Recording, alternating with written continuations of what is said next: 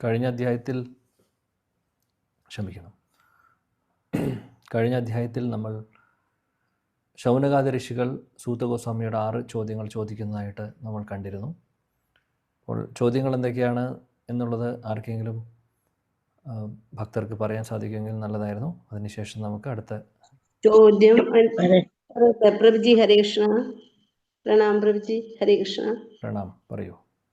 ചോദ്യം 1, എല്ലാവർക്കും ശ്രേയസ്കരമായത് എന്താണെന്നാണ് ഒന്നാമത്തെ ചോദ്യം, അല്ലേ പ്രഭു? യെസ്. രണ്ടാമത്തെ, എല്ലാ ശാസ്ത്രങ്ങളുടെയും സാരം എന്താണെന്നുള്ളത്. Okay, thank you Mataji. വേറെ ആർക്കെങ്കിലും ബാക്കി? Thank you Mataji. ദേവകി മാതാവിന്റെയും വസുദേവന്റെയും പുത്രനായി ജനിക്കാനുള്ള കാരണം, പിന്നെ ഭഗവാന്റെ പുരുഷാവതാരത്തെ കുറിച്ച് ചോദിക്കുന്നു, പിന്നെ ഭഗവാന്റെ ലീലാവതാരത്തെ കുറിച്ച് ചോദിക്കുന്നു, ഭഗവാൻ സ്വധാമത്തിൽ പോയ ശേഷം ധർമ്മം ഒക്കെ എങ്ങനെയായിരുന്നു എന്നതിനെ കുറിച്ചൊക്കെ ചോദിക്കുന്നു. ധർമ്മം എവിടെയാണ് പോകുന്നത്? ധർമ്മം എവിടെയാണ്? എന്തിനെയാണ് ശരണം പ്രാപിക്കുന്നത്? ശരി, ഓക്കെ, താങ്ക് യു. അപ്പോൾ എല്ലാവരും 6 ചോദ്യങ്ങൾ മനസ്സിലാക്കി, സന്തോഷം. പിന്നെ നമ്മൾ മുന്നോട്ട് പോകുന്നു രണ്ടാമത്തെ അധ്യായമായിട്ട്. രണ്ടാമത്തെ അധ്യായത്തിൽ സൂത ഗോസ്വാമി ചോദ്യങ്ങൾ കേട്ടതിന് ശേഷം സംസാരിച്ച് തുടങ്ങുന്നു. അദ്ദേഹം ഉത്തരം പറഞ്ഞു തുടങ്ങുന്നു.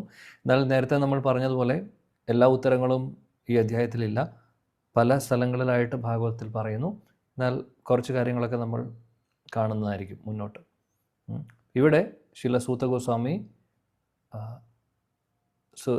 ശൗനകാദി ഋഷികളോട് ഉത്തരം പറഞ്ഞു തുടങ്ങുകയാണ് ചെയ്യുന്നത്. നമുക്കൊന്ന് തുടങ്ങാം ആദ്യത്തെ ശ്ലോകമായിട്ട്.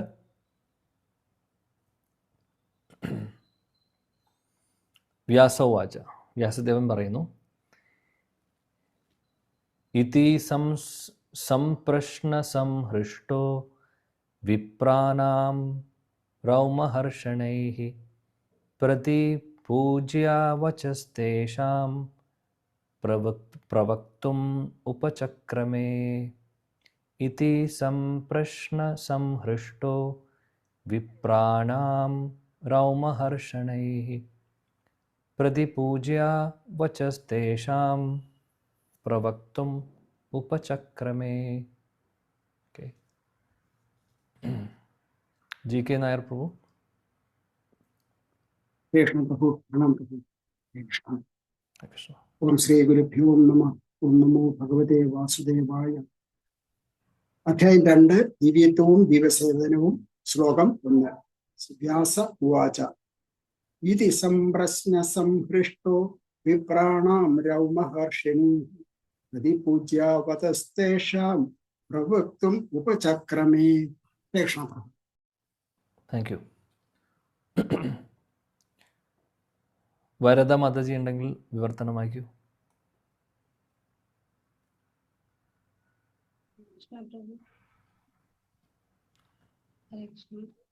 കേൾക്കുന്നില്ല, കുറച്ചുകൂടെ ഉറക്കെ. വായിക്കൂ. ഹരേ കൃഷ്ണ. വിവർത്തനം. ശ്രീല പ്രഭുപാദ് കി ജയ്. ശ്രീ വ്യാസദേവൻ പറഞ്ഞു, രോമഹർഷ സുതനായ ഉഗ്രശ്രവസ്, അതായത് സൂത ഗോസ്വാമി, ബ്രാഹ്മണരുടെ ഉത്തമമായ ചോദ്യങ്ങളിൽ പൂർണ്ണ തൃപ്തനായിട്ട് അവർക്ക് കൃതജ്ഞത പ്രകടിപ്പിച്ച ശേഷം ഇപ്രകാരം ഉത്തരമേകാൻ ഉദ്യമിച്ചു. ഹരേ കൃഷ്ണ പ്രഭു. Thank you. ഇവിടെ വ്യാസദേവൻ പറയുന്നു, വ്യാസദേവൻ സൂത ഗോസ്വാമി ഉഗ്രശ്രവ എന്ന് ഇവിടെ അഭിസംബോധന ചെയ്യുന്നു. ഉഗ്രശ്രവ എന്ന് ഉദ്ദേശിക്കുന്നത് ശ്രവ എന്ന് പറഞ്ഞാൽ ശ്രവണം. ഉഗ്രശ്രവ അതായത് ഉദ്ദേശിക്കുന്നത് എന്താണെന്ന് വെച്ചാൽ, അതായത് സൂത ഗോസ്വാമി ശൗനകാദി ഋഷികൾ, സൂത ഗോസ്വാമി ശുകദേവ് ഗോസ്വാമിയുടെ തിരുമുഖത്തിൽ നിന്നാണ് ശ്രീമദ് ഭാഗവതം കേട്ടിട്ടുള്ളത്, അല്ലേ? അപ്പോൾ അവിടെ പരീക്ഷിത്ത് മഹാരാജാവ് ഏത് ഭാവത്തിലായിരുന്നു ഭാഗവതം കേൾക്കുന്നുണ്ടായിരുന്നത്? കാര്യം പരീക്ഷിത്ത് മഹാരാജാവ് ഒരു എമർജൻസി സിറ്റുവേഷനിലായിരുന്നു. നമുക്ക് എല്ലാവർക്കും അറിയാം, അദ്ദേഹത്തിന് ശാപം കിട്ടുന്നു, 7 ദിവസത്തിനകം അദ്ദേഹം മരിക്കുമെന്ന് പറയുന്നു. അത് ഉറപ്പാണ്, അത് സംഭവിക്കും എന്നുള്ളത് ഉറപ്പാണ്. അപ്പോൾ ആ ഒരു അല്ലെങ്കിൽ ആ ഒരു സിറ്റുവേഷനിലാണ് പരീക്ഷിത്ത് മഹാരാജാവ് ഭാഗവതം കേൾക്കുന്നത്. അതുകൊണ്ട് പരീക്ഷിത്ത് മഹാരാജാവിൻ്റെ ആ ശ്രവണത്തിൻ്റെ തീവ്രത നമുക്ക് കമ്പയർ ചെയ്യാൻ പറ്റില്ല ആരുമായിട്ടും. കാര്യം അത്രമാത്രം ശ്രദ്ധയോട് കൂടിയിട്ടായിരുന്നു അദ്ദേഹം ഇരിക്കുന്നുണ്ടായിരുന്നത്. കാര്യം അദ്ദേഹത്തിനെ സംബന്ധിച്ച് ഒരു നിമിഷം പോലും വേസ്റ്റ് ആക്കാനില്ല. 7 ദിവസമേ ഉള്ളൂ. ഇനി ഒരു നിമിഷം എന്ന് പറഞ്ഞു കഴിഞ്ഞാൽ പോലും അദ്ദേഹത്തിന് വേസ്റ്റ് ആക്കാനില്ല. അത്രയും ശ്രദ്ധയോട് കൂടിയിട്ട് അദ്ദേഹം വെള്ളവുമില്ല, വെള്ളം കുടിക്കുന്നില്ല, കഴിക്കുന്നില്ല, അങ്ങനെയായിരുന്നു ഭാഗവതം കേട്ടുകൊണ്ടിരുന്നത്. അത് പരീക്ഷിത് മഹാരാജാവിൻ്റെ ആ ഒരു സിറ്റുവേഷൻ അങ്ങനെയായിരുന്നു. പിന്നെ പരീക്ഷിത് മഹാരാജാവ് പരിശുദ്ധ ഭക്തനാണ്, നമുക്കറിയാം. എന്നാൽ ആ സഭയിൽ ഒരുപാട് വരിഷ്ഠരായിട്ടുള്ളവരുണ്ട്. ഇവരെല്ലാവരും ഭാഗവതം കേട്ടുകൊണ്ടിരിക്കുന്നുണ്ട്. അതിൽ പ്രത്യേകിച്ചും സൂത ഗോസ്വാമിയെ ഇവിടെ എടുത്തു പറയുന്നു. സൂത ഗോസ്വാമി ഉഗ്രശ്രവ എന്ന് പറയുമ്പോൾ എങ്ങനെയാണോ പരീക്ഷിത് മഹാരാജാവ് കേട്ടുകൊണ്ടിരുന്നത് ഭാഗവതം, അതേ തീവ്രതയോടുകൂടി അത്രമാത്രം ശ്രദ്ധയോടുകൂടി സൂത ഗോസ്വാമി ശുഗദേവ് ഗോസ്വാമിയിൽ നിന്നും ഭാഗവതം കേട്ടു. അതുകൊണ്ടാണ് പറയുന്നത് ഉഗ്രശ്രവ. ഹരികഥ അദ്ദേഹം തിരുമുഖത്തിൽ നിന്ന് വരുന്നതെല്ലാം ഗുരുവിൽ നിന്ന് അദ്ദേഹം കേൾക്കുന്നു. ആ വരിഷ്ഠനായിട്ടുള്ള ഭക്തനോടാണ് ശൗനകാദി ഋഷികൾ ചോദ്യങ്ങൾ ചോദിക്കുന്നത്. അപ്പോൾ അതാണ് സൂത ഗോസ്വാമിയുടെ ക്വാളിഫിക്കേഷൻ. പിന്നെ ഇവിടെ പറയുന്നു രോമഹർഷൻ്റെ മകൻ എന്ന് ഇവിടെ പറയുന്നുണ്ട്. രോമഹർഷൻ ആരാണെന്നുള്ളത് നമുക്ക് ചർച്ച ചെയ്യാം. അതിനു മുമ്പായി ഇവിടെ ശ്ലോകത്തിൽ പറയുന്ന നോക്കാം. സൂത ഗോസ്വാമി രോമഹർഷൻ്റെ മകൻ. അദ്ദേഹം ബ്രാഹ്മണരുടെ ഈ 6 ചോദ്യങ്ങൾ ചോദിച്ചു. അത് കൂടാതെ അവർ കുറേ കാര്യങ്ങൾ പറഞ്ഞു. ഇത്രയും നേരം സൂത ഗോസ്വാമി അതെല്ലാം കേട്ടുകൊണ്ടിരുന്നു. ആ ചോദ്യങ്ങൾ അദ്ദേഹത്തിന് ഒരുപാട് സന്തോഷം കൊടുത്തു. അദ്ദേഹത്തിന് സംതൃപ്തിയായി. ചോദ്യങ്ങൾ ഇഷ്ടപ്പെട്ടു അദ്ദേഹത്തിന്. ചോദ്യങ്ങൾ ഇഷ്ടപ്പെടാനുള്ള കാര്യം വേറെ ഒന്നുമല്ല. കാര്യം ഭഗവാനെക്കുറിച്ചുള്ള ചോദ്യങ്ങളാണ്, ഭഗവാനെ സംബന്ധിച്ചുള്ള ചോദ്യങ്ങളാണ് ശൗനകാദി ഋഷികൾ ചോദിച്ചത്. അല്ലാതെ ആ ചോദ്യങ്ങൾ ഉത്തരം എനിക്കറിയാം ആ ഒരു ഭാവത്തിലല്ല അദ്ദേഹം സംതൃപ്തനായി എന്ന് പറയുന്നത്. നമ്മളൊക്കെ ചിലപ്പോൾ ഒരുപക്ഷെ ആരെങ്കിലും എന്തെങ്കിലും ചോദിച്ചു കഴിഞ്ഞാൽ നമ്മുടെ മനോഭാവം എങ്ങനെയായിരിക്കും? അതിന് ഉത്തരം അറിയാമെങ്കിൽ അത് പറയാനുള്ളൊരു ഒരു ഇഷ്ടമുണ്ടാവും. എനിക്കറിയാമെന്നുള്ളത് മറ്റുള്ളവരെ കാണിക്കാൻ വേണ്ടിയിട്ട്. ആ ഒരു സാറ്റിസ്ഫാക്ഷനെ കുറിച്ചല്ല ഇവിടെ പറയുന്നത്. കാര്യം പരിശുദ്ധ ഭക്തരായിട്ടുള്ള എല്ലാവരും അങ്ങനെയാണ്. ഭഗവാനെക്കുറിച്ച് ആരെങ്കിലും ചോദിച്ചു കഴിഞ്ഞാൽ അവർക്ക് ഒരുപാട് സന്തോഷമാണ്. കാര്യം അവരുടെ ഹൃദയത്തിൽ ഭഗവാൻ മാത്രമേ ഉള്ളൂ. അങ്ങനെ ഇഷ്ടത്തോടു കൂടി ഭഗവാനെക്കുറിച്ച് ആരെങ്കിലും ചോദിക്കുമ്പോൾ വളരെ അത് കേൾക്കുവാൻ വേണ്ടി ആഗ്രഹിച്ചുകൊണ്ട് ആത്മാർത്ഥതയോടുകൂടി ആഗ്രഹിക്കുന്ന ആരെങ്കിലും ചോദിക്കുമ്പോൾ ഒരുപാട് സന്തോഷമുണ്ടാവും അവർക്ക്. കാര്യം അവരുടെ ഹൃദയത്തിലുള്ള ഭഗവാനെക്കുറിച്ച് പറയുവാൻ അവർക്ക് എത്ര വാക്കുകൾ വേണമെങ്കിലും ഉണ്ടാവും, അല്ലെങ്കിൽ എത്ര പ്രാവശ്യം വേണമെങ്കിലും അവർക്ക് പറയാൻ സാധിക്കും, അല്ലെങ്കിൽ എത്ര നേരം വേണമെങ്കിൽ പറയാൻ സാധിക്കും. അതിനൊരു തടസ്സമില്ല ഒന്നിനും. അത്രയും സന്തോഷമാണ് അവർക്ക്. അത്രയും ഇതിനും അപ്പുറത്ത് വേറെ ഒന്നുമില്ല. കാര്യം അവരുടെ ഹൃദയത്തിൽ ഭഗവാൻ മാത്രമേ ഉള്ളൂ. അതുകൊണ്ട് സൂത ഗോസ്വാമി അങ്ങനെയുള്ളൊരു വരിഷ്ഠനായിട്ടുള്ള ഭക്തനാണ്. അതുകൊണ്ട് അദ്ദേഹത്തിന് ഒരുപാട് സംതൃപ്തി തോന്നി, സന്തോഷം തോന്നി ചോദ്യങ്ങൾ കേട്ടപ്പോൾ. അങ്ങനെ അവരോട് നന്ദി പറഞ്ഞുകൊണ്ട് ഇവിടെ പറയുന്നു പ്രതിപൂജ്യ എന്ന് പറഞ്ഞു കഴിഞ്ഞാൽ നന്ദി പറയുന്നു. കാര്യം ഇത്രയും മനോഹരമായിട്ടുള്ള ഭഗവാനെ സംബന്ധിച്ചുള്ള ചോദ്യങ്ങൾ ചോദിച്ചതുകൊണ്ട് അദ്ദേഹം സംതൃപ്തനായിരുന്നു. കൂട്ടത്തിൽ അദ്ദേഹത്തിൻ്റെ സദാചാരം നോക്കണം. അദ്ദേഹത്തിൻ്റെ ആ ഒരു വരിഷ്ഠനായിട്ടുള്ള ഭക്തൻ്റെ ക്വാളിറ്റിയാണ് ഇതെല്ലാം. താങ്ക്സ് പറയുന്നു, അല്ലെങ്കിൽ നന്ദി പറഞ്ഞുകൊണ്ട്, മനോഹരമായിട്ടുള്ള ചോദ്യങ്ങളാണ് അങ്ങ് ചോദിച്ചത്, നിങ്ങൾ ചോദിക്കുന്നത്. അപ്പോൾ ഈ ഒരു ചോദ്യങ്ങൾ തീർച്ചയായിട്ടും ഇതിനുള്ള ഉത്തരം എന്ന് പറയും, ചോദ്യങ്ങൾ ഭഗവാനെ സംബന്ധിച്ചാണ്. അതിനുള്ള ഉത്തരം ഞാൻ കേട്ടത്, ഞാൻ എൻ്റെ ഗുരുവിൽ നിന്ന് കേട്ടത് എന്താണോ അത് ഞാനിവിടെ പറയാൻ ഉദ്ദേശിക്കുന്നു. അപ്പോൾ അതിനു മുമ്പായി ഭഗവാനെ സ്തുതിക്കുവാനും ഭഗവാന്റെ ഭക്തരെക്കുറിച്ച് പറയുവാനും ശ്രീമദ് ഭാഗവതം പറയുവാനുമുള്ള ഒരു അവസരം സൂത ഗോസ്വാമിക്ക് കിട്ടുകയാണ് ചെയ്യുന്നത്. ചോദ്യങ്ങൾ ചോദിക്കുമ്പോൾ അല്ലേ, അതിനുള്ള അവസരം കിട്ടുവാണ്. അപ്പോൾ ആ ഒരു വാണി സേവ ചെയ്യുവാനുള്ള, അല്ലെങ്കിൽ ആ ഒരു സേവനം, ഭാഗവത പാരായണം ചെയ്യാനുള്ള ഒരു സേവനം അദ്ദേഹത്തിന് കിട്ടി ഇപ്പോൾ. അപ്പോൾ ആ ഒരു സേവനം കിട്ടിയത് കൊണ്ടും അദ്ദേഹം നന്ദി പറയുവാണ്. കാര്യം ഈ നാവ് തന്നിട്ടുള്ളത് ഭഗവാനെ സ്തുതിക്കാൻ വേണ്ടിയിട്ടാണ്. അപ്പോൾ അതിനുള്ളൊരു ചാൻസ് അദ്ദേഹത്തിന് കൊടുക്കുന്നു, ഈ വൈഷ്ണവർ കൊടുക്കുന്നു. അതിനുള്ള സേവനത്തിനുള്ളൊരു അവസരം കൊടുക്കുന്നു. അതുകൊണ്ട് അദ്ദേഹം നന്ദി പറഞ്ഞുകൊണ്ട് പിന്നീട് അദ്ദേഹം ഉത്തരം പറയാൻ പോകുന്നു. അതാണ് ഈ ഒരു ശ്ലോകത്തിൽ നിന്ന് നമുക്ക് പഠിക്കാൻ പറ്റുന്ന കാര്യം. ഇനി രോമഹർഷണൻ ആരാണ്? രോമഹർഷനെക്കുറിച്ച് എൻ്റെ ഓർമ്മയിൽ ആരോ ഏതൊരു ക്ലാസ്സിൽ തുടക്കത്തിൽ ചോദിച്ചിരുന്നു രോമഹർഷണൻ ആരാണെന്നുള്ളത്. രോമഹർഷണൻ സൂത ഗോസ്വാമിയുടെ അച്ഛനാണ്. ഇദ്ദേഹത്തിനെക്കുറിച്ച് ഒരു ചരിത്രമുണ്ട്, ചെറിയൊരു കഥയുണ്ട്. അപ്പോൾ എന്തുകൊണ്ട് സൂത ഗോസ്വാമിക്ക്, അല്ലെങ്കിൽ സൂത ഗോസ്വാമി ശൗനകാദി ഋഷികളുടെ മുമ്പിൽ എങ്ങനെ വരുന്നു, അദ്ദേഹം അവിടെ വരുന്നു, അദ്ദേഹം വരുമ്പോൾ അദ്ദേഹത്തെ സ്വീകരിക്കുന്നു എന്നുള്ളതൊക്കെ നമ്മൾ കണ്ടു കഴിഞ്ഞ അധ്യായത്തിൽ. അതിനൊരു കാരണമുണ്ട്, അതിൻ്റെ പുറകിലൊരു കഥയും കൂടെയുണ്ട്. രോമഹർഷണൻ എന്ന് പറയുന്ന ഒരു ഭക്തനുണ്ടായിരുന്നു. രോമഹർഷണൻ സൂത ഗോസ്വാമിയുടെ അച്ഛനാണ്. രോമഹർഷണൻ സാധാരണ ഒരു വ്യക്തിയായിരുന്നില്ല. അതായത് വ്യാസദേവൻ്റെ അല്ലെങ്കിൽ വ്യാസദേവനെ പോലെ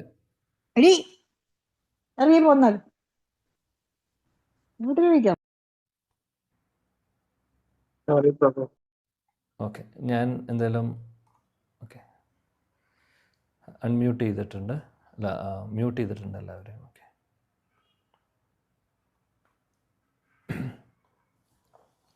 ശില പ്രഭുപാദ കി ജയ. ഹരേ കൃഷ്ണ കൃഷ്ണ കൃഷ്ണ ഹരേ ഹരേ, ഹരേ രാം രാം രാം ഹരേ ഹരേ.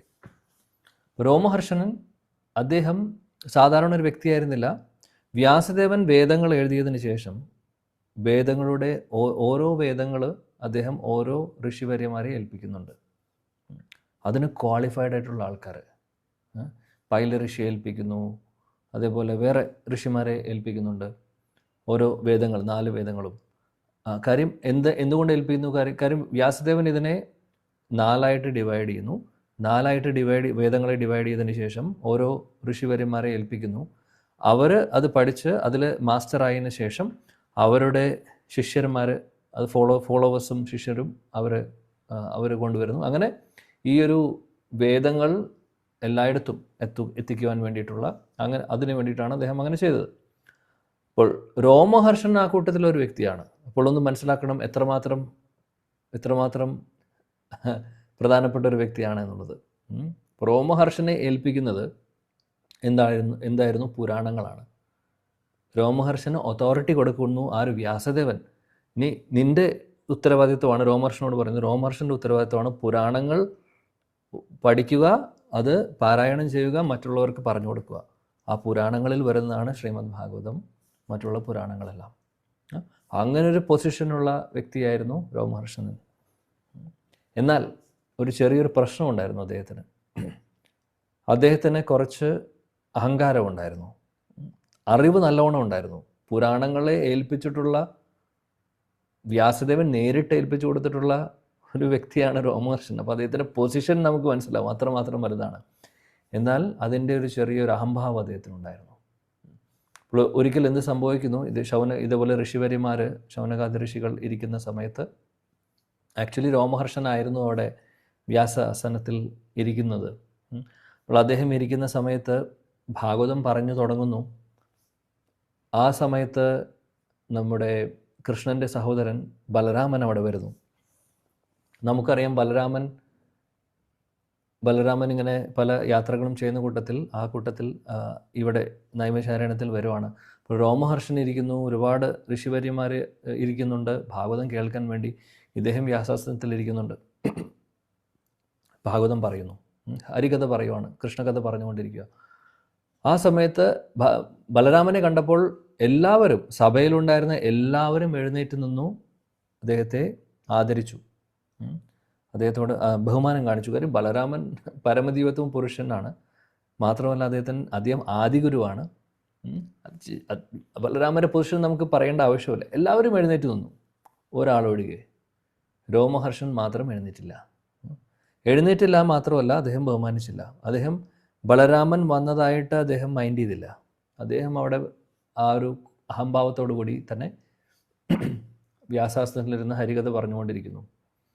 ആ സമയത്ത് ഈ ഒരു കാര്യം ബലരാമൻ കണ്ടപ്പോൾ എല്ലാവരെയും പഠിപ്പിക്കാൻ വേണ്ടി, ലോകം മുഴുവനും പഠിപ്പിക്കാൻ വേണ്ടി അദ്ദേഹം ഒരു കാര്യം ചെയ്തു. എന്താണ് ചെയ്തത്? ലോകത്തെ മുഴുവനും പഠിപ്പിക്കാൻ, നമ്മുടെ എല്ലാവരെയും, ഇനി വരുന്ന തലമുറയും അന്നുണ്ടായിരുന്നവരെയും എല്ലാവരെയും പഠിപ്പിക്കാൻ വേണ്ടി ഒരു ചെറിയൊരു ശിക്ഷ കൊടുത്തു രോമഹർഷണൻ. ബലരാമൻ അവിടെ അടുത്തുള്ള ഒരു ഒരു പുൽക്കൊടി എടുത്തു, ചെറിയൊരു പുല്ലിൻ്റെ കഷ്ണം എടുക്കുകയാണ് ചെയ്യുന്നത്. എന്നിട്ട് രോമഹർഷൻ്റെ കഴുത്തിലൊന്ന് തൊടുന്നുള്ളൂ. കഴുത്തിൽ തൊടുന്നേ ഉള്ളൂ, അദ്ദേഹത്തിൻ്റെ കഴുത്ത് ശരീരത്തിൽ നിന്ന് വേർപെട്ടു പോകുന്നു. രോമഹർഷൻ അങ്ങനെ മരിക്കുന്നു അവിടെ. ഇതെല്ലാം കണ്ടപ്പോൾ കൂടെ ഉണ്ടായിരുന്ന ഋഷിവര്യന്മാർക്ക് അത്ഭുതമായി, എന്ത് സംഭവിച്ചു, അല്ലെങ്കിൽ ആശ്ചര്യമായി, ഇതെന്താണ് ഇങ്ങനെ സംഭവിച്ചത്. അതിനുശേഷം ബലരാമനോട് ഇവർ റിക്വസ്റ്റ് ചെയ്തു, ഈ ഋഷിവര്യന്മാരെല്ലാം റിക്വസ്റ്റ് ചെയ്തു, അങ്ങ് ഇത് സംഭവിച്ചതിൻ്റെ പൊരുൾ എന്താണ്, ഞങ്ങൾക്ക് മനസ്സിലാക്കി തരണമെന്ന് പറഞ്ഞു.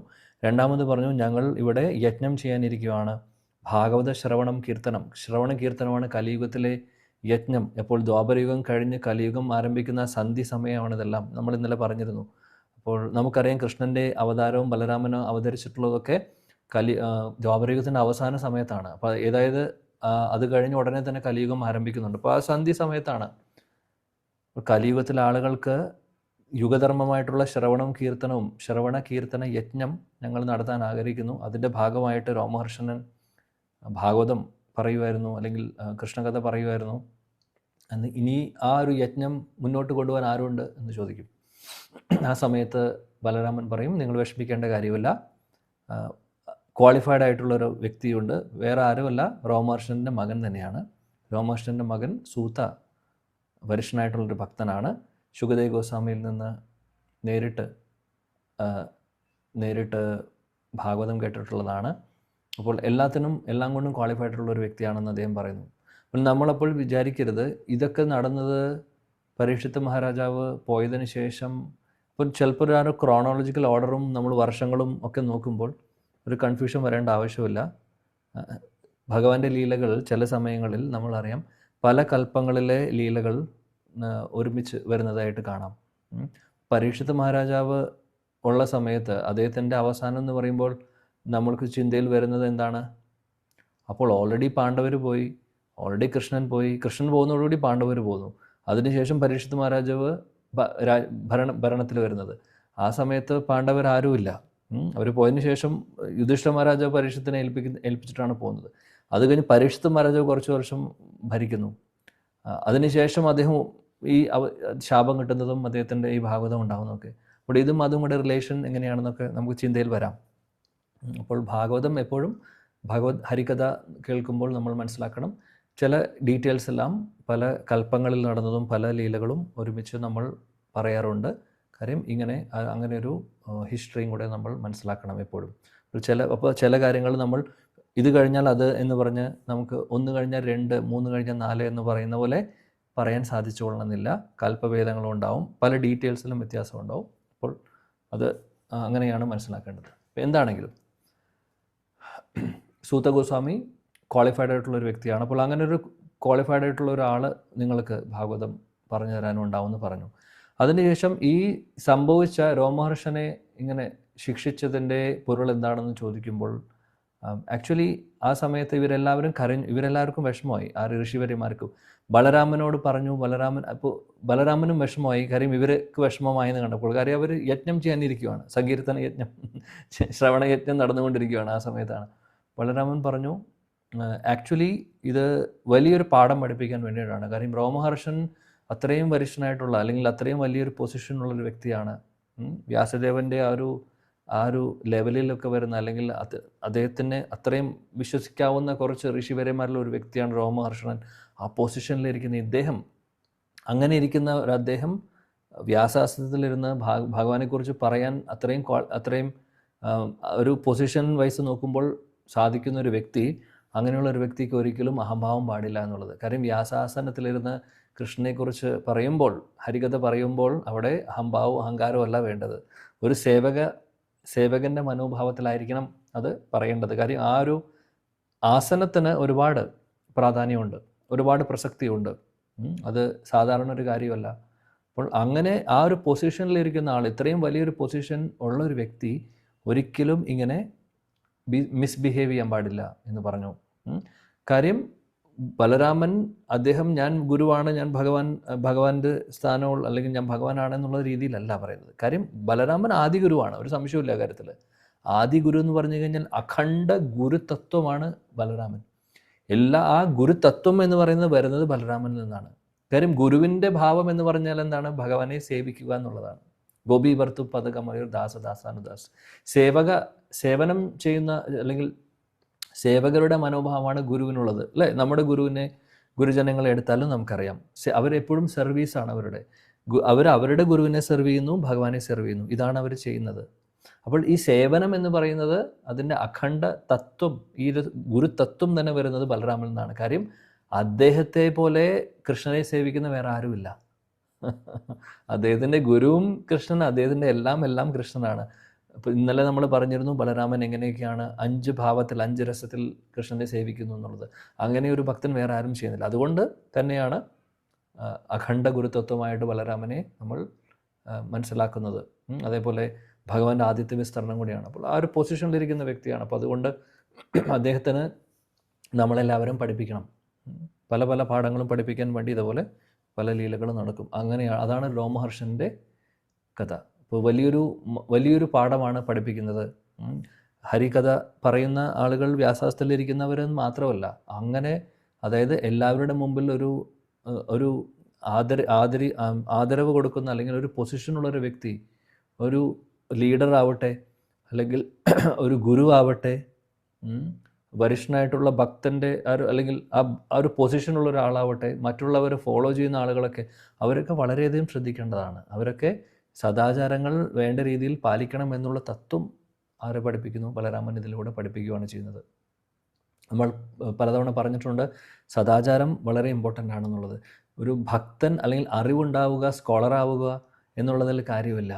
എത്രമാത്രം വൈഷ്ണവ ക്വാളിറ്റീസ് ആ വ്യക്തിക്കുണ്ട്, അതിലാണ് കാര്യമിരിക്കുന്നത്. വൈഷ്ണവ സദാചാരം ഫോളോ ചെയ്തില്ലെങ്കിൽ പ്രത്യേകിച്ച് ഗുണമൊന്നുമില്ല. നമുക്ക് എത്ര അറിവുണ്ട് എന്ന് പറഞ്ഞിട്ട് കാര്യമില്ല. 4 വേദങ്ങൾ അറിയാം കാണാതെ എന്ന് പറഞ്ഞിട്ടൊന്നും കാര്യമില്ല, അതിലൊന്നും കാര്യമില്ല. അപ്പോൾ ഇങ്ങനെയുള്ള തത്വങ്ങളാണ് ഇതേപോലുള്ള ലീലകളിലൂടെ നമുക്ക് പഠിപ്പിച്ചു തരുന്നത്. ഓക്കെ, അപ്പോൾ അതാണ് രോമഹർഷനെ കുറിച്ചുള്ള കാര്യം. രോമഹർഷൻ്റെ അല്ലെങ്കിൽ രോമഹർഷൻ്റെ പുത്രനായിട്ടുള്ള വരിഷ്ഠനായിട്ടുള്ള സൂത ഗോസ്വാമിയാണ് പിന്നീട് അദ്ദേഹമാണ് ഭാഗവതം പറയുന്നത്. ഇനി ഇപ്പോൾ സൂത ഗോസ്വാമി ഇനി പറഞ്ഞു തുടങ്ങുന്നു അടുത്ത ശ്ലോകത്തിൽ. 2ാമത്തെ ശ്ലോകം നോക്കാം നമുക്ക്. ശ്ലോകം 2. സൂത ഉവാച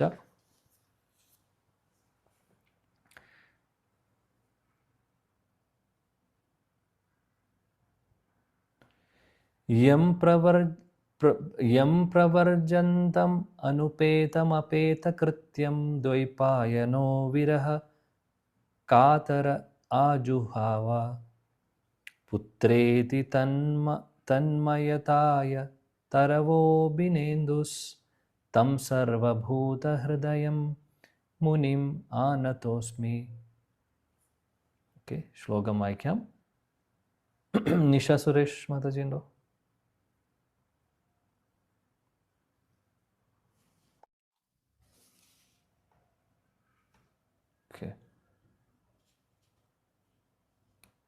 ഓക്കെ, വത്സല മാതാജി വായിക്കണോ? വായിക്കൂ. വായിക്കാം പ്രഭുജി. ഹരേ കൃഷ്ണ. ഓം നമോ ഭഗവതേ വാസുദേവായ. ശ്ലോകം 2. സൂത ഉവാച യം പ്രവചന്തമനുപേതമപേതകൃത്യം ദ്വൈപായനോ വിരഹ കാതര ആജുഹാവ പുത്രേതി തന്മയതയാ തരവോ അഭിനേദുസ്തം സർവഭൂത ഹൃദയം മുനിമാനതോസ്മി. ഹരേ കൃഷ്ണ പ്രഭുജി. Thank you. രാധാകൃഷ്ണൻ പ്രഭു ഉണ്ടോ വിവർത്തനം വായിക്കാൻ?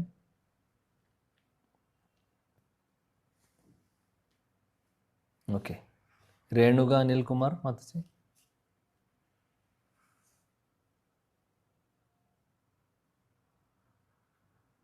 ഓക്കെ, യമുന പ്രദീപ് മാതാജി. ഉണ്ട്. ഹരേ കൃഷ്ണ പ്രഭു. വിവർത്തനം വായിക്കൂ. വിവർത്തനം. ശീലപ്രഭുപാദർക്ക് ജയ്.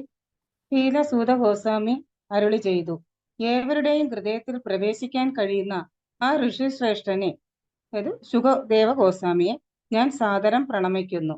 ഉന്നതകുല ജാതനാരായവർ അനുഷ്ഠിക്കേണ്ടതായ ചടങ്ങുകൾക്കോ ഉപനയന സംസ്കാരത്തിനോ വിധേയനാകാതെ അദ്ദേഹം ഭവനം ഉപേക്ഷിച്ച് പരിത്യാഗ ജീവിതക്രമം, അതായത് സന്യാസം സ്വീകരിക്കാൻ പോയപ്പോൾ അദ്ദേഹത്തിന്റെ പിതാവായ വ്യാസദേവൻ വിരഹഭയത്ത് അല്ലയോ എന്റെ പുത്ര എന്നിങ്ങനെ വിലപിച്ചു.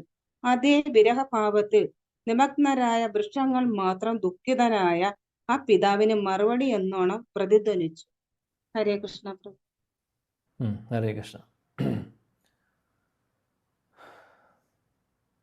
ഇവിടെ സൂത ഗോസ്വാമി ശുകദേവ് ഗോസ്വാമിയെ സ്തുതിക്കുകയാണ് ചെയ്തത്.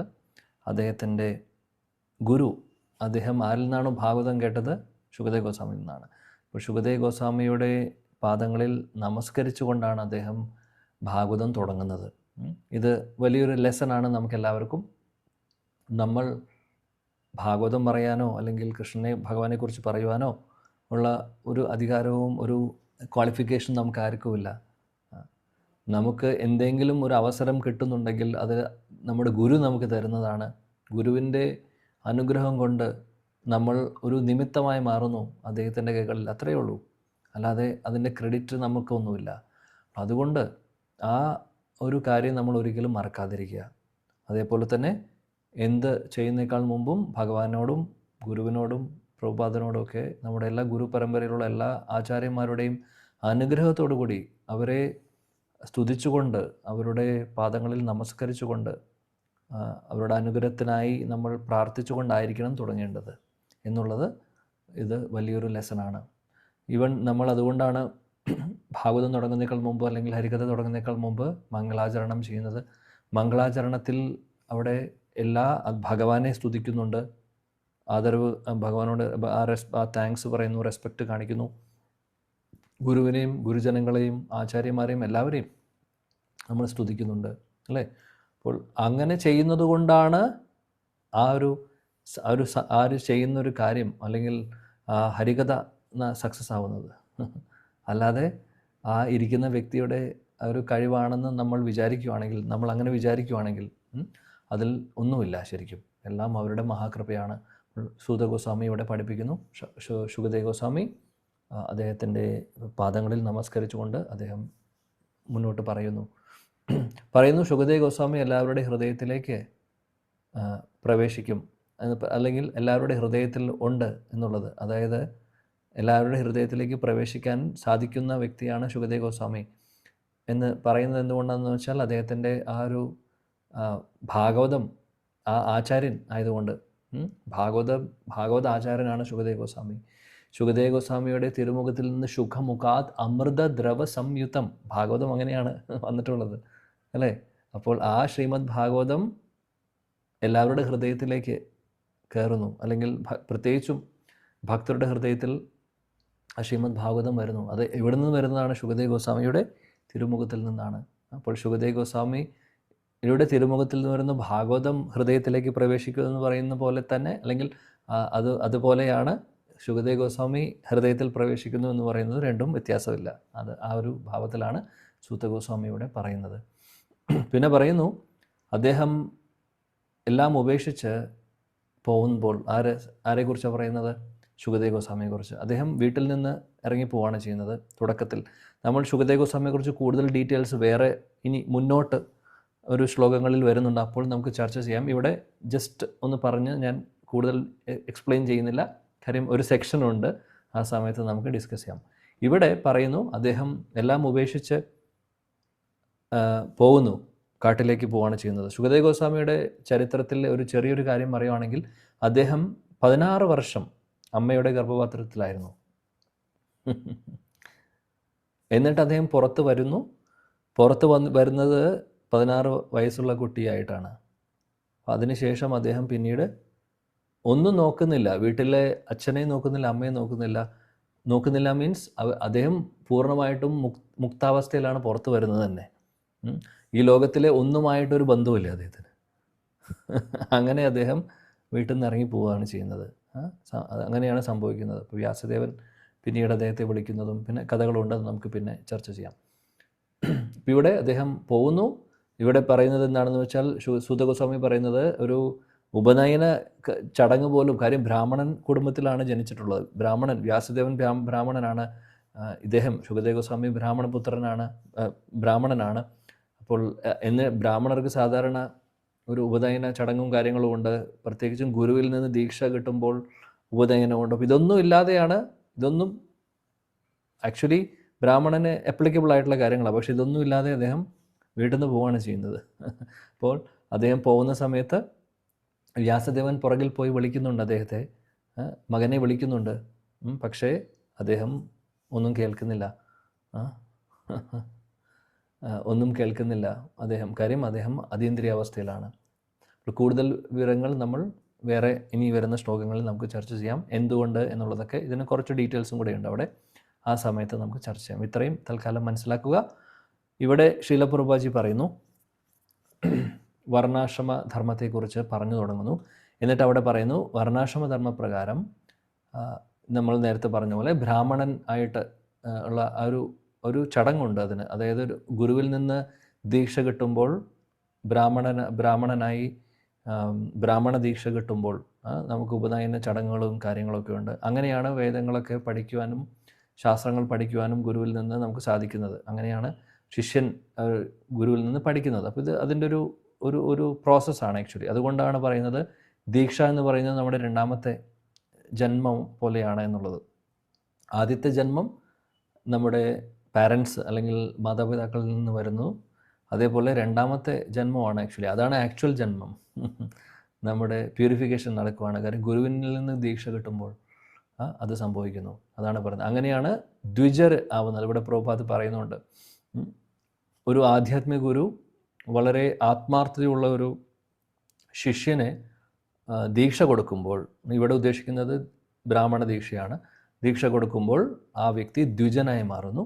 ദ്വിജനാവുമ്പോൾ, ദ്വിജൻ എന്ന് പറഞ്ഞു കഴിഞ്ഞാൽ 2 പ്രാവശ്യം ജനിക്കുന്നു എന്നാണ് ദ്വിജൻ എന്ന് പറഞ്ഞാലുള്ള അർത്ഥം.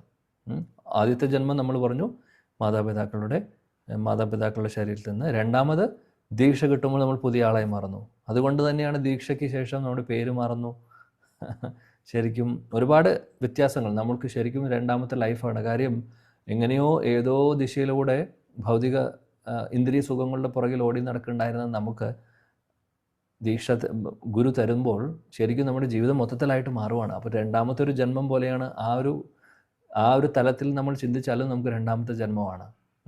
മാത്രമല്ല ദീക്ഷയ്ക്ക് ശേഷം ദീക്ഷ എടുക്കുന്ന സമയത്ത് ഗുരു നമുക്ക് ദീക്ഷ തരുമ്പോൾ നമ്മുടെയുള്ള പാപങ്ങൾ ചെയ്യാനുള്ള ആ പ്രവണതയും അങ്ങനെയുള്ളതെല്ലാം അദ്ദേഹം എടുത്തു മാറ്റുന്നുണ്ട്. പാപങ്ങൾ ചെയ്യാനുള്ള പ്രവണതയും ഒരുപാട് നമ്മളെ ശുദ്ധീകരിക്കുന്നുണ്ട്. അപ്പോൾ ഒരുപാട് കാര്യങ്ങൾ നടക്കുന്നുണ്ട്. അപ്പോൾ ശരിക്കും പറയുകയാണെങ്കിൽ രണ്ടാമത് ജനിക്കുന്ന പോലെയാണ് നേരെ. പക്ഷേ ഇത് നമ്മൾ ഈ ഒരു കാര്യം വേണ്ട രീതിയിൽ നമ്മൾ ഇതിന് വില കൊടുക്കാതെ, അത് മനസ്സിലാക്കാതെ, അത് ഫോളോ ചെയ്യാതെ വന്നു കഴിഞ്ഞാൽ പിന്നെ കാര്യമൊന്നുമില്ല. ദീക്ഷ കിട്ടിയെന്ന് പറഞ്ഞിട്ടും നമുക്ക് എന്തും തോന്നിവാസം ചെയ്യാമെന്നുള്ളത് ഒരു കാര്യമല്ല. അതെല്ലാം വളരെ ശ്രദ്ധിക്കേണ്ട കാര്യമാണ്. ദീക്ഷ കിട്ടുക എന്ന് പറയുന്നതിന് മഹാസൗഭാഗ്യമാണ് ഗുരുവിൽ നിന്ന്. ഇനി അത് വേണ്ട രീതിയിൽ നമ്മൾ വില കൊടുക്കാതെ ഈ ദീക്ഷയ്ക്ക് ഇത് എല്ലാവർക്കും കിട്ടുന്ന കൂട്ടത്തിലൊരു സംഭവം, നമുക്ക് പേര് മാത്രമല്ല മാറുന്നത്, അതിൽ ഒരുപാട് ഉത്തരവാദിത്വം കൂടെ വരുന്നുണ്ട് ഓരോരുത്തർക്കും. ഗുരു നമ്മളെ വിശ്വസിച്ചിട്ട് നമുക്ക് ദീക്ഷ തരുന്നു. ഗുരു നമ്മുടെ പാപം പോലും എടുക്കാൻ തയ്യാറാണ്. നമ്മളെ ഭഗവാനിലേക്ക് എത്തിക്കാനുള്ള ഒരു റെസ്പോൺസിബിലിറ്റി അദ്ദേഹം എടുക്കുവാണ്. എന്നിട്ട് ആത്മാർത്ഥത നമ്മൾ കാണിച്ചില്ലെങ്കിലോ എത്ര വലിയ അപരാധമാണ് നമ്മൾ ചെയ്യുന്നത്. ചിന്തിച്ച് നോക്കേണ്ടതാണത്. അപ്പോൾ ദീക്ഷ എടുക്കുക എന്ന് പറയുന്നത് തമാശ കളിയല്ല. അത് എല്ലാവരും എടുക്കുന്ന കൂട്ടത്തിൽ ഞാനും എടുക്കുന്നു, എനിക്ക് പുതിയൊരു പേര് വേണം, അങ്ങനെയൊക്കെ അങ്ങനെ ആ ഒരു ചിന്താഗതിയല്ല നമുക്ക് വേണ്ടത്. കാര്യം ഇതിന് പർപ്പസ് ഉണ്ട്. വലിയൊരു റെസ്പോൺസിബിലിറ്റി ഗുരു എടുക്കുന്നു. നമ്മുടെ ചുമതല എടുക്കുകയാണ് മുഴുവനായിട്ടും. ഭഗവാന്റെ മുമ്പിൽ ഉത്തരം പിന്നീട് പറയേണ്ടത് അദ്ദേഹമാണ്. നമ്മൾ എന്ത് ചെയ്താലും ഒന്ന് ആലോചിച്ച് നോക്കൂ, എത്ര വലിയ റെസ്പോൺസിബിലിറ്റി ആണെന്ന്. എന്നിട്ട് നമ്മൾ അത് ഫോളോ ചെയ്തില്ലെങ്കിലോ എത്ര മോശമായിട്ടുള്ള ശിഷ്യരാണ് ഫോളോ ചെയ്തില്ലെങ്കിൽ.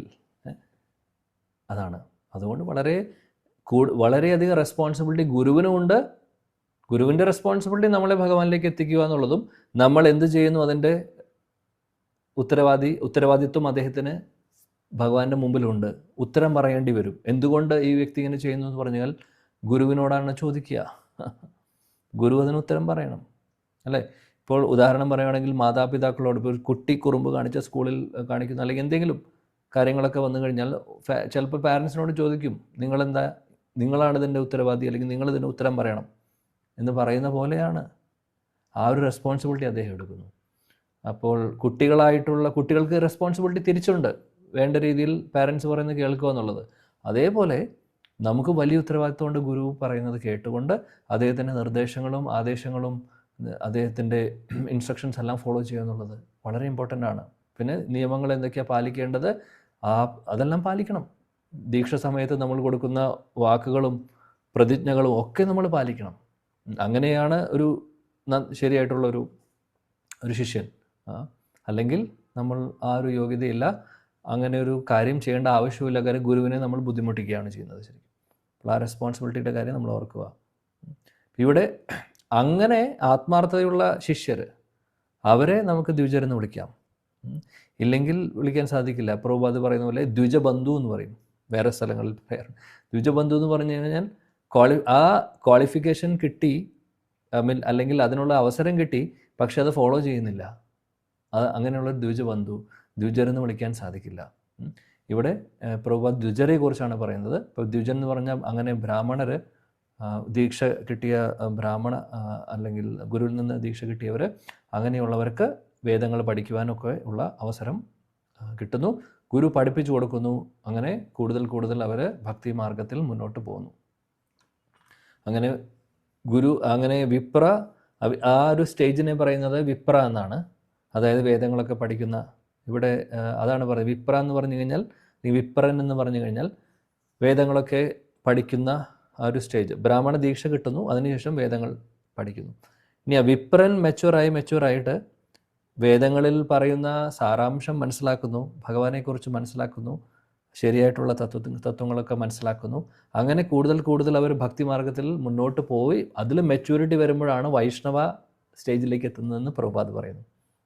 അപ്പോൾ വൈഷ്ണവ സ്റ്റേജ് എന്ന് പറയുന്നത്, പ്രഭുപാദ് പറയുന്നത് ബ്രാഹ്മണരുടെ പോസ്റ്റ് ഗ്രാജുവേഷൻ സ്റ്റേറ്റസ് ആണെന്ന് പറയുന്നത്, ഉപരിപഠനമാണെന്ന് പറയുന്നത്. ബ്രാഹ്മണർ എന്ന് പറയുമ്പോൾ ജനറൽ ഒരു കാറ്റഗറിയാണ്. എന്നാൽ അതിൽ വിപ്രർ ആദ്യത്തെ, അതായത് അവർ വേദങ്ങൾ പഠിക്കുന്നു, പിന്നെ അതിൽ നിന്ന് മനസ്സിലാക്കി തത്വങ്ങളെല്ലാം മനസ്സിലാക്കി ഭക്തിമാർഗത്തിൽ നല്ല രീതിയിൽ മുന്നോട്ട് പോകുമ്പോൾ അവർ വൈഷ്ണവരാകുന്നു. അങ്ങനെയുള്ളവരെയാണ് വൈഷ്ണവരെന്ന് വിളിക്കുക ശരിക്കും.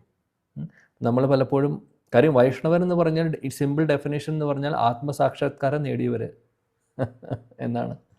അപ്പോൾ നമ്മളെ വൈഷ്ണവരെന്ന് നമ്മൾ വിളിക്കുന്നുണ്ടെങ്കിൽ, സ്വയം വിളിക്കുന്നുണ്ടെങ്കിൽ, ആത്മസാക്ഷാത്കാരം നേടിയിട്ടുണ്ടോ?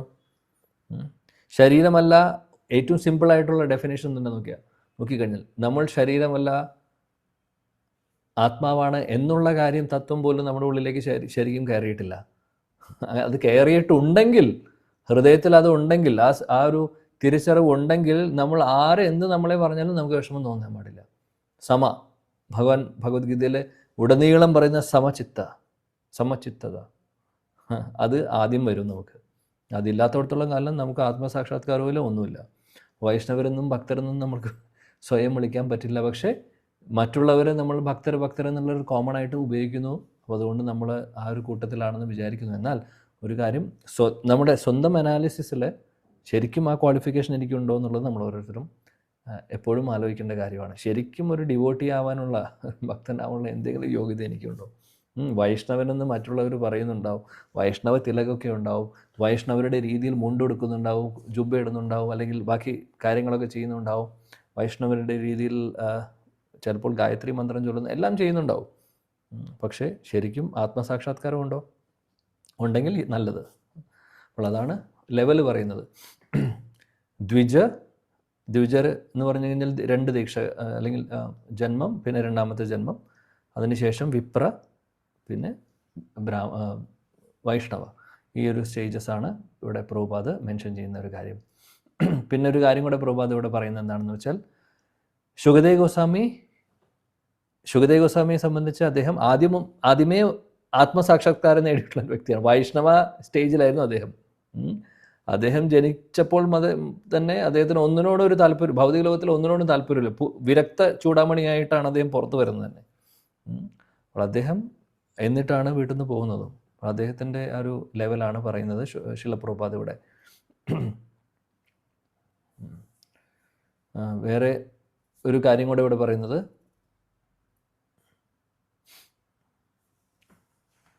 വൈഷ്ണവരെ ഈ നമ്മൾ ആക്സെപ്റ്റ് ചെയ്യുക എന്ന് പറയുന്നത് ഇത് വളരെ ഇമ്പോർട്ടൻ്റ് ആയിട്ടൊരു കാര്യമാണ്. വൺസ് ഒരിക്കൽ നമ്മൾ എല്ലാം ഉപേക്ഷിക്കുക എന്ന് ഉദ്ദേശിക്കുന്നത് നമ്മുടെ പൂർവ്വ സംസ്കാരങ്ങൾ എന്തെങ്കിലും ആവട്ടെ, നമ്മുടെ ജന്മം എങ്ങനെയെങ്കിലും ആവട്ടെ, ശൂദ്രനായിട്ട് ജനിച്ചോട്ടെ, ചണ്ടാളനായിട്ട് ജനിച്ചോട്ടെ, എങ്ങനെ വേണമെങ്കിൽ ആയിക്കോട്ടെ, അല്ലെങ്കിൽ പാപങ്ങൾ ചെയ്തോട്ടെ, കുഴപ്പമില്ല. പക്ഷേ നമ്മൾ ഒരിക്കൽ ഈ ഒരു ഭക്തിമാർഗത്തിൽ വന്നിട്ടുണ്ടെങ്കിൽ അത് ആദ്യം തന്നെ പാപങ്ങൾ ഉപേക്ഷിച്ചു. 2, ഭക്തിമാർഗത്തിൽ നമ്മൾ ആത്മാർത്ഥതയോടുകൂടി വരുന്നു. ആത്മാർത്ഥതയോടുകൂടി ഭക്തിമാർഗത്തിൽ മുന്നോട്ട് പോകുമ്പോൾ ഭഗവത് കൃപ കൊണ്ട് ഒരു ഗുരുവിനെ നമുക്ക് കിട്ടുന്നു. ആ ഗുരുവിൽ നിന്ന് ദീക്ഷ നമുക്ക് ലഭിക്കുന്നു. ദീക്ഷയോടുകൂടി ദീക്ഷ ലഭിച്ചതിന് ശേഷം ഗുരു പറയുന്ന കാര്യങ്ങൾ ആത്മാർത്ഥമായിട്ട് ഫോളോ ചെയ്യുന്നു. അങ്ങനെ മുന്നോട്ട് പോകുന്ന ഒരാളെ സംബന്ധിച്ച് അവരെ നമുക്ക് ഫസ്റ്റ് ക്ലാസ് വൈഷ്ണവൻ എന്ന് വിളിക്കാം. അവരെന്ത് ഇതിനു മുമ്പ് ചെയ്തിട്ടുണ്ടോ എന്നുള്ളത്, അല്ലെങ്കിൽ എങ്ങനെയുള്ള ജന്മമായിരുന്നു, ഏത് കുലത്തിൽ ജനിച്ചാണ്, ഇതൊന്നും വിഷയമല്ല. എത്ര പാപങ്ങൾ ചെയ്തിട്ടുണ്ടോ വിഷയമല്ല. പാപങ്ങൾ അതാണ് നമ്മൾ ഓർക്കേണ്ടത്.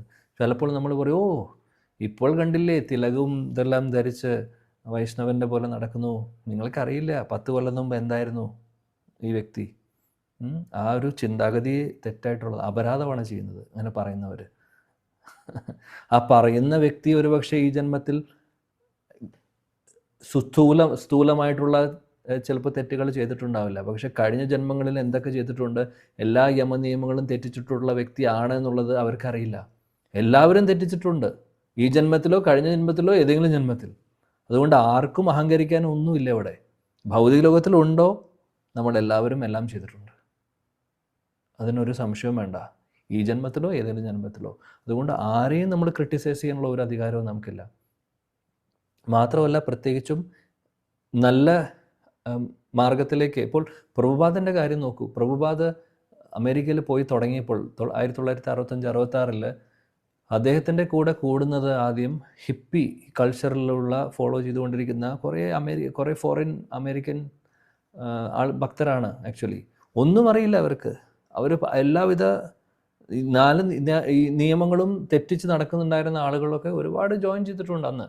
എന്നാൽ പ്രഭുപാദിൻ്റെ കൂടെ കൂടിയതിന് ശേഷം എല്ലാം ഉപേക്ഷിച്ചു എന്ന് മാത്രമല്ല, അവരുടെ രൂപം മാറി, അവരുടെ ഭാവം മാറി, അവരെല്ലാം പരിശുദ്ധ ഭക്തരായി മാറി, പലവരും ഗുരുജനങ്ങളായി മാറിയിട്ടുണ്ട്. അപ്പോൾ ഇതിൻ്റെ അർത്ഥം, അപ്പോൾ അവരെങ്ങനെയായിരുന്നു പാസ്റ്റ് എന്നുള്ളൊരു വിഷയമല്ല. അതിനുശേഷം എന്ത് സംഭവിച്ചു, അതിലാണ് കാര്യം. ഇത് വളരെ ഇമ്പോർട്ടൻ്റ് ആയിട്ടുള്ളൊരു കാര്യമാണ്. ശാസ്ത്രങ്ങളിൽ പറയുന്നുണ്ട്, നമ്മൾ അങ്ങനെ ക്രിട്ടിസൈസ് ആരെങ്കിലും ചെയ്യുന്നുണ്ടെങ്കിൽ അത് വലിയൊരു അപരാധമാണെന്നുള്ളത്. അതുകൊണ്ട് ശ്രദ്ധിക്കേണ്ട കാര്യമാണ്. കാര്യം ഗുരുവിൽ നിന്ന് ദീക്ഷ സ്വീകരിക്കുന്നു, നമ്മൾ സദ്മാർഗം ഫോളോ ചെയ്യുന്നു, ഭക്തിയുത സേവനങ്ങൾ ചെയ്യുന്നുണ്ടെങ്കിൽ ബാക്കി കഴിഞ്ഞ കാര്യങ്ങളിലൊന്നും അവിടെ ഒരു പ്രസക്തിയുമില്ല. കാര്യം കഴിഞ്ഞ കാര്യങ്ങൾ ഈ ജന്മത്തിൽ ചെയ്തതിന് പ്രസക്തിയിൽ. കാര്യം മറ്റുള്ള ജന്മങ്ങളിൽ എല്ലാവരും ചെയ്തിട്ടുണ്ടാവും, അത് ഈ ജന്മത്തിലോ കഴിഞ്ഞ ജന്മത്തിലോ എന്നുള്ളൊരു വിഷയമല്ല അവിടെ വരുന്നത്. അപ്പോൾ അങ്ങനെ ഒരു കണ്ണോടുകൂടി ആരെയും കാണാൻ പാടില്ല എന്നുള്ളത് ഇമ്പോർട്ടൻ്റ് ആണ്. കാര്യം ഈ ജന്മവും കുലവും ഒന്നും കർമ്മവും ഒന്നും അവിടെ പ്രസക്തിയില്ല. നേരെ മറിച്ച് ഇതെല്ലാം ചെയ്തിട്ടും പിന്നെ നമ്മൾ തെറ്റുകൾ ചെയ്യുകയാണെങ്കിൽ ഓക്കെ. തെറ്റുകൾ ചെയ്യാത്തൊരു വ്യക്തിയാണെങ്കിൽ അവരെ അങ്ങനെ ആയിരുന്നു എന്ന് പറയുന്നതിന് അർത്ഥമില്ല എന്നാണ് പറയുന്നത്. ഇവിടെ പ്രഭുപാദ് എടുത്തു പറയുന്നു ഹരിദാസ് ഠാക്കൂറിനെ കുറിച്ച്. ശീല ഹരിദാസ് ഠാക്കൂർ ഒരു മുസൽമാൻ കുലത്തിലാണ് ജനിക്കുന്നത്, പക്ഷെ അദ്ദേഹത്തെ നാമാചാര്യനാക്കി മാറ്റുന്നു മഹാപ്രഭു. നാമാചാര്യൻ എന്ന് പറയുന്ന ടൈറ്റിൽ അദ്ദേഹത്തിന് കൊടുക്കുന്നു. ഒന്ന് ആലോചിച്ച് നോക്കൂ. വേറെ ഈ ഹരിദാസ് ഠാക്കൂറിനെ കുറിച്ച് തന്നെ പറയുവാണെങ്കിൽ വേറൊരു ലീലയിൽ അദ്വൈതാചാര്യ പഞ്ചതത്വയിലെ അദ്വൈതാചാര്യ അദ്ദേഹത്തിൻ്റെ അച്ഛൻ്റെ ശ്രാദ്ധം നടത്തുന്ന സമയത്ത് ശ്രാദ്ധം നടത്തി വൈഷ്ണവരെ വീട്ടിലേക്ക് ക്ഷണിച്ച് അവർക്ക് പ്രസാദം കൊടുക്കുന്നൊരു ചടങ്ങുണ്ട്. അപ്പോൾ ആ സമയത്ത് അദ്ദേഹത്തിൻ്റെ ശ്രാദ്ധം കഴിഞ്ഞതിന് ശേഷം ആ പ്രസാദം കൊടുക്കുന്നത് ആദ്യം ഹരിദാസ് ഠാക്കൂറിനാണ്. ഹരിദാസ് ഠാക്കൂർ അവിടെ വരിഷ്ഠരായിട്ടുള്ള ഉന്നത കുലത്തിലുള്ള ഒരുപാട് ബ്രാഹ്മണരുണ്ട്. അദ്വൈതാചാര്യ ബ്രാഹ്മണനാണ്, അദ്ദേഹം ഒരുപാട് ബ്രാഹ്മണരെ ക്ഷണിച്ചിട്ടുണ്ട്. എന്നാൽ ഹരിദാസ് ഠാക്കൂർ ഉണ്ട് കൂട്ടത്തിൽ. അദ്ദേഹത്തെയും വിളിച്ചിട്ടുണ്ടായിരുന്നു. ഹരിദാസ് ഠാക്കൂർ പറഞ്ഞു ഞാൻ വരുന്നില്ല. ഹരിദാസ് ഠാക്കൂർ വളരെ വിനയമുള്ള വ്യക്തിയാണ്. അദ്ദേഹം പറയുന്നു ഞാൻ എന്നെ തീണ്ടാവുന്ന അല്ലെങ്കിൽ വളരെ നീച കുലത്തിൽ ജനിച്ച ആളാണ് ഞാൻ, യവന കുലത്തിൽ ജനിച്ച വ്യക്തിയാണ്, എനിക്ക് ഒരു യോഗ്യതയുമില്ല, അതുകൊണ്ട് ഞാൻ അകത്തേക്ക് വരില്ല, ആരുടെയും കൂടെ ഇരിക്കില്ല, അങ്ങനെയൊക്കെ. അദ്ദേഹം വളരെ വളരെ വിനയമായിരുന്നു. അദ്വൈതാചാര്യ പറഞ്ഞു, എനിക്കൊന്നും കേൾക്കണ്ട, ആദ്യം ശ്രാദ്ധം ചെയ്തതിന് ശേഷം ആദ്യത്തെ ആ പ്രസാദ പാത്രം കൊടുക്കുന്നത് ആർക്കാണ്? ഇദ്ദേഹത്തിനാണ്, ശ്രീല ഹരിദാസ് ഠാക്കൂറിനാണ്. ആ കൂട്ടത്തിൽ ഉണ്ടായിരുന്ന കുറേ ബ്രാഹ്മണർക്ക് അത് ഇഷ്ടപ്പെട്ടില്ല. അവർ ഹരിദാസ് ഠാക്കൂറിനെ ക്രിട്ടിസൈസ് ചെയ്തു തുടങ്ങി. പിന്നെ അവർക്ക് ഒരുപാട് പ്രശ്നങ്ങളുണ്ടായി, അപരാധം. കാര്യം പരിശുദ്ധ ഭക്തനായിട്ടുള്ള ഹരിദാസ് ഠാക്കൂറിനെ ക്രിട്ടിസൈസ് ചെയ്തതുകൊണ്ട്. അപ്പോൾ ഇവിടെ പറഞ്ഞ പോയിന്റ് എന്താണെന്ന് വെച്ചാൽ, അദ്വൈതാചാര്യക്ക് അറിയാം ഹരിദാസ് ഠാക്കൂറിൻ്റെ ലെവല്. അദ്ദേഹം ഏത് കുലത്തിൽ ജനിച്ചു എന്നുള്ളത് വിഷയമല്ല, അദ്ദേഹം പരിശുദ്ധ ഭക്തനാണ്, നാമാചാര്യനാണ്. അപ്പോൾ ഇവിടെ പ്രഭുപാദ് പറയുന്നു, കിരാട്ട, അവിടെ ഹൂന, ആന്ധ്ര, പുളിന്ത, ഇങ്ങനെയുള്ള ഒരുപാട് താഴ്ന്ന കുലങ്ങളുണ്ട്. ഇതിലൊന്നും അതിൽ ജനിച്ചു എന്ന് പറയുന്നതുകൊണ്ടൊരു വിഷയമല്ല. ഭക്തിമാർഗം സ്വീകരിക്കുന്നുണ്ടോ അവർക്ക് ഗുരുവാവാനുള്ള അധികാരം പോലും ഉണ്ട്. പരിശുദ്ധ ഭക്തരായി അവർ മാറുവാണെങ്കിൽ അവർക്ക് ഗുരുവാനുള്ള അധികാരമുണ്ട്. അപ്പോൾ കുലത്തിലൊന്നും കാര്യമില്ല, ചെയ്യുന്ന കർമ്മത്തിലാണ് കാര്യം. നമ്മൾ എന്ത് ചെയ്യുന്നു അതിലാണ് കാര്യമിരിക്കുന്നത്.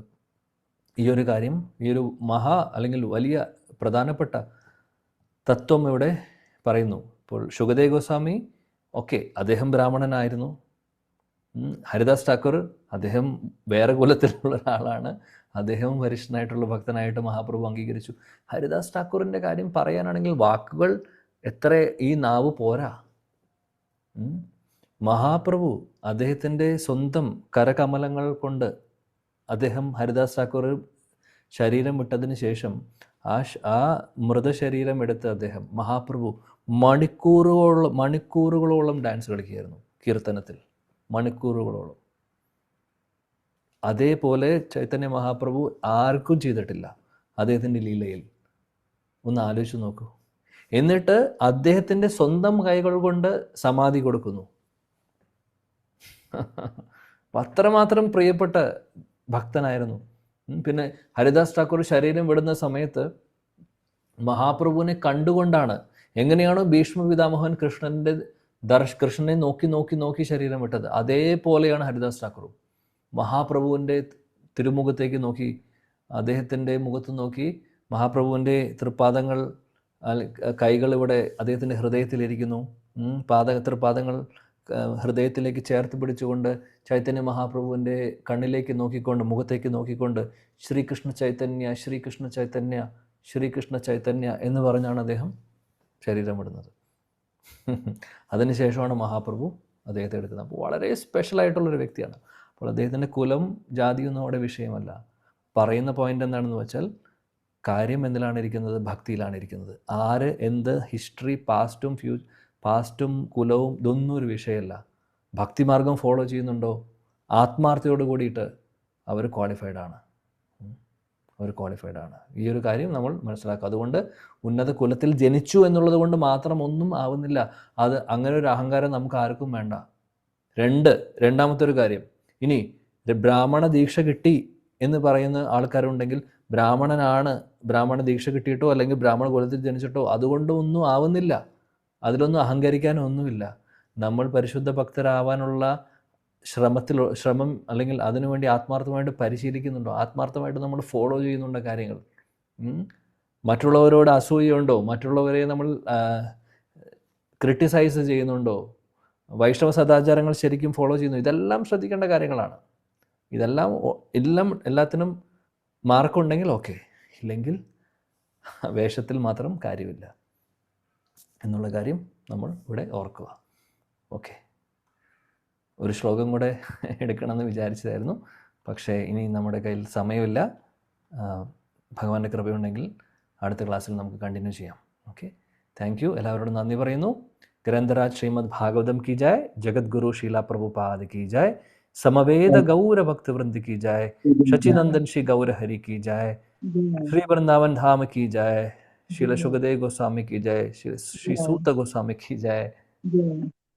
निताय गौर प्रेमानंदे. हरे कृष्ण. ഹരേ കൃഷ്ണ. ഹരേ കൃഷ്ണ. എന്തെങ്കിലും സംശയം ഉണ്ടെങ്കിൽ ചോദിച്ചോളൂ. ഹരേ കൃഷ്ണ. ഹരേ കൃഷ്ണ. കൃഷ്ണ എന്തെങ്കിലും സംശയമായിട്ടുണ്ടെങ്കിൽ ചോദിക്കാം. ഹരേ കൃഷ്ണ പ്രഭു.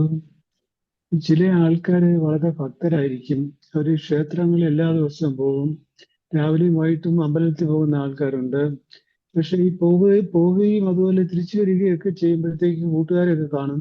പരദൂഷണമായിരിക്കും പ്രധാന ചർച്ചാ വിഷയങ്ങള്. അങ്ങനെയുള്ളവരുടെ രീതികൾ എങ്ങനെ ആയിരിക്കും പ്രഭു ഫലങ്ങൾ? പ്രഭുജി ഇതിന്റെ റെക്കോർഡ് കിട്ടോ പ്രഭുജി? സോറി, റെക്കോർഡ് ചെയ്തത് കിട്ടുമോ? കിട്ടും, റെക്കോർഡൊക്കെ കിട്ടും.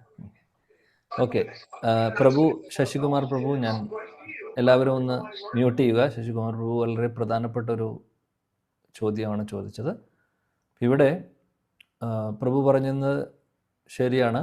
അമ്പലത്തിൽ പോവുക, പ്രാർത്ഥിക്കുക, നാമം ജപിക്കുന്നുണ്ടാവും, പക്ഷേ അതൊക്കെ ചെയ്യുന്നുണ്ടാവും, പക്ഷെ അതുകൊണ്ട് എല്ലാം ആവുന്നില്ല. ഒരു ഭക്തൻ എന്ന് പറഞ്ഞു കഴിഞ്ഞാൽ അതിൻ്റെ ഡെഫിനിഷൻ അമ്പലത്തിൽ പോവുക, എന്തെങ്കിലും പൂജകൾ ചെയ്യുന്നു, വഴിപാട് ചെയ്യുന്നു, അല്ലെങ്കിൽ എങ്ങനെയെങ്കിലുമൊക്കെ നാമം ജപിക്കുന്നുണ്ട്, അതുകൊണ്ട് മാത്രം ആവുന്നില്ല. നമ്മുടെ നേരത്തെ എപ്പോഴും പറയുന്ന പോലെ വൈഷ്ണവ സദാചാരം ഫോളോ ചെയ്യുന്നവരാണെങ്കിൽ നമുക്ക് ഭക്തരാണെന്ന് വിളിക്കാം. അതിലൊരു പ്രധാനപ്പെട്ട കാര്യമാണ് മറ്റുള്ളവരെ നിന്ദിക്കുക, ക്രിട്ടിസൈസ് ചെയ്യുക എന്നുള്ളതൊക്കെ തീർച്ചയായിട്ടും ചെയ്യാൻ പാടില്ലാത്ത കാര്യമാണ്. അതൊരു തെറ്റായിട്ടുള്ളൊരു അപരാധം തന്നെയാണ് ശരിക്കും. സോ അങ്ങനെയുള്ള പ്രവണതയുണ്ടെങ്കിൽ നമ്മൾ എന്തൊക്കെ ഭക്തി ചെയ്തിട്ടും എന്തൊക്കെ നല്ല കാര്യങ്ങൾ ചെയ്തിട്ടും പ്രയോജനം വരുന്നില്ല. അൾട്ടിമേറ്റ്ലി റിസൾട്ട് എന്താ വരുന്നത്? ഒന്നുമില്ല. അപ്പോൾ ആ പ്രവണതകളൊക്കെ നമ്മളിൽ നിന്ന് കളയണം. അതെങ്ങനെയാണ് സാധിക്കുന്നത്? അത് തിരിച്ചറിയുക എന്നുള്ളതാണ് ആദ്യം. തെറ്റാണെന്ന് തിരിച്ചറിയുക എന്നുള്ളത് ആദ്യത്തെ കാര്യം.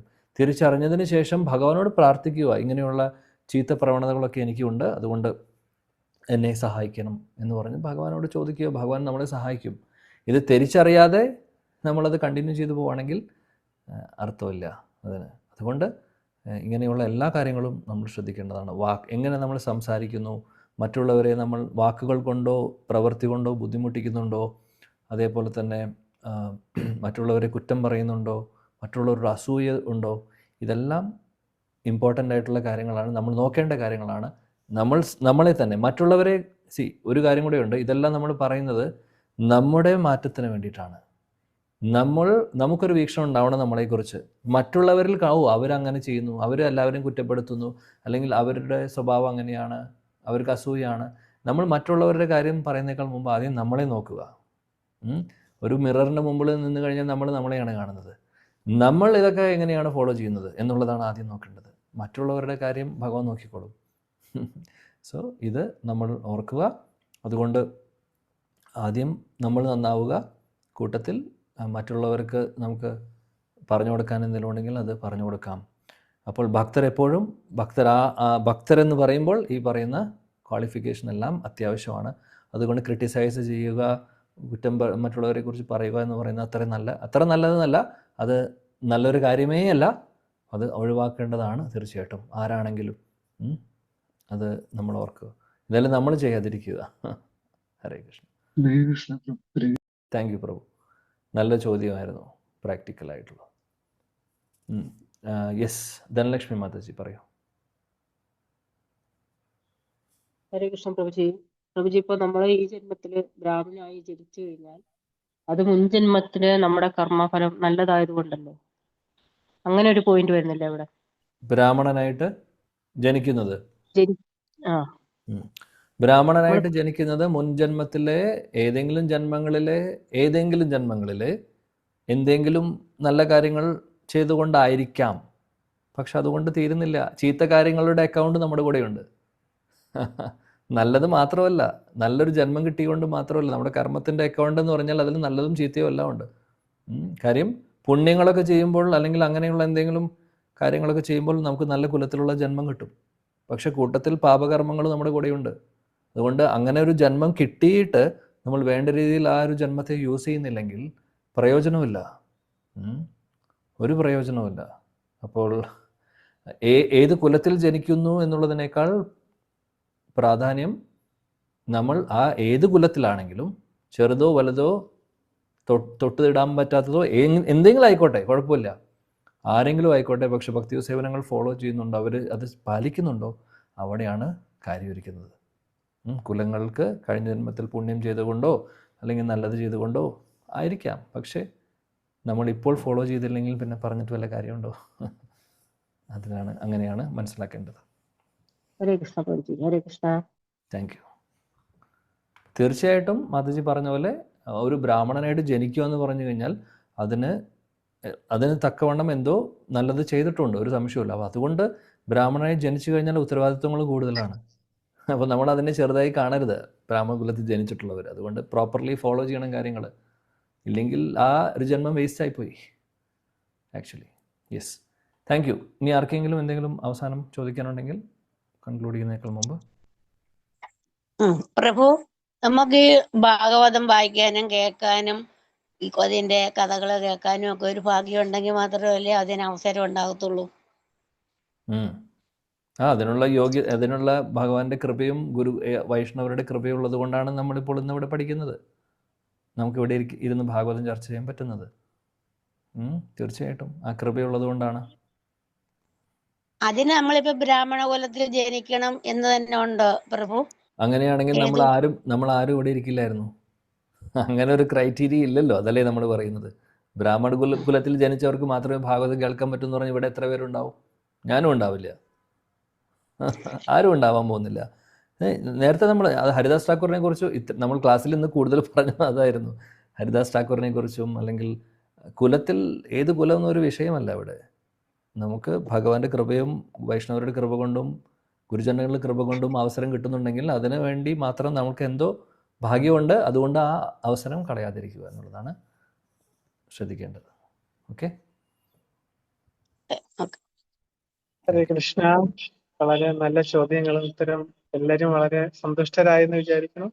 ഇനി ഈ ഭാഗ്യങ്ങൾ നമുക്ക് തുടരെ കിട്ടാൻ വേണ്ടിയിട്ട് നമുക്ക് പ്രഭുജിയോട് ആദരവപൂർവ്വം 2 പ്രാവശ്യം ഹരേ കൃഷ്ണ മന്ത്രം ജപിക്കാം. ഹരേ ഹരേ കൃഷ്ണ. ഹരേ രാമ രാമ രാമ ഹരേ ഹരേ ഹരേ രാമ കൃപാ സിന്ധുപേവച പതിതാനാം വൈഷ്ണവേഭ്യോ നമോ നമഃ. അനേകോടി വൈഷ്ണവൃത്തിക്ക് ഹരിനാമ സങ്കീർത്തനത്തിക്ക് ഹരേ കൃഷ്ണ മഹാമന്ത്രിക്ക് ഭാഗവത ഗംഗാ പ്രവാഹം ഗൗരവത്തെ. ഹരേ കൃഷ്ണ പ്രഭുജി. Thank you. ഹരേ കൃഷ്ണ.